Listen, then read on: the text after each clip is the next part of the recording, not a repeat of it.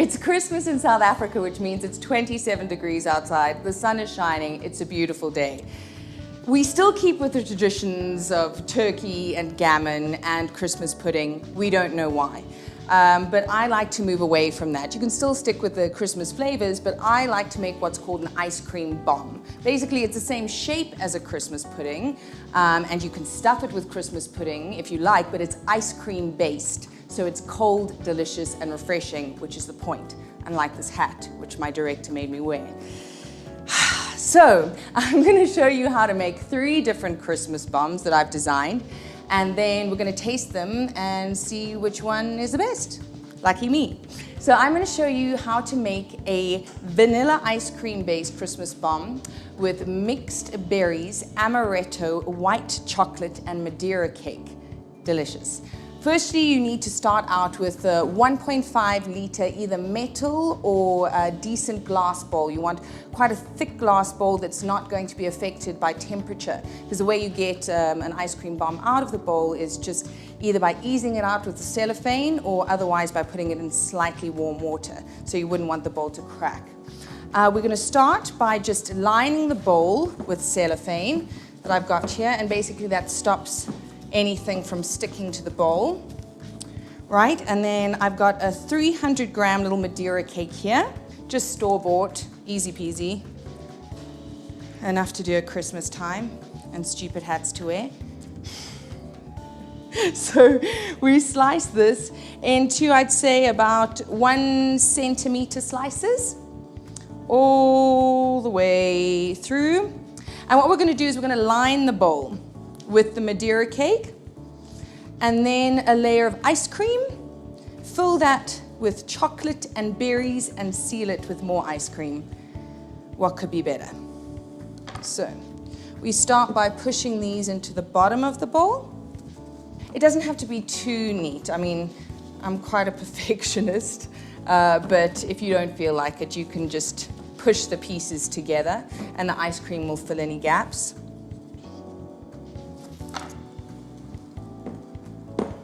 I could sing Jingle Bells or something now, hey, to fill the gap. I'm not going to. It's a bad idea. You haven't heard me sing. It's a disaster.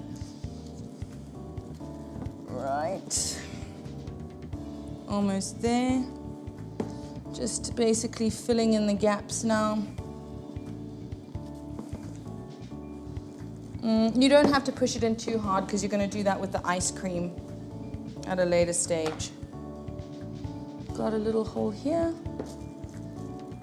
Right, I'm happy with that. And then what we're going to do is we're going to take some softened vanilla ice cream. Ice cream does tend to compress a little bit because it's a whipped kind of cream, especially store-bought, because I think they put chemicals in it. Shh. And just spoon that in there. If it's a little cold, you can always slice it with a knife, which I find helps.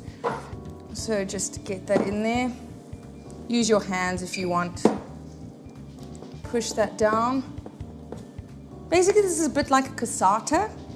That makes sense? Get in there.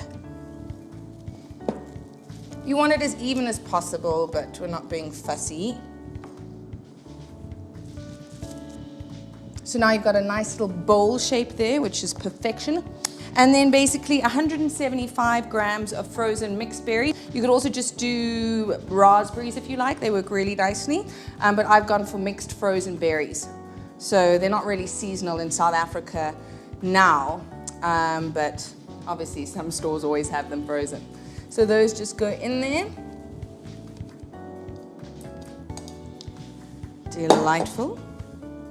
And then I've got about 50 grams of white chocolate that I finely chopped. Goes in there too. And then you can just give that a bit of a mix about. And then 4 tablespoons of amaretti or 3 tablespoons of amaretto. You can also use Kahlua or rum or actually any kind of liqueur that you like, or none at all if you prefer. You don't have to use it if you don't want to. You can use more if you want to, if you're so inclined, like me. Just pour that all over there. Glorious. And now we're going to top with a final layer of ice cream.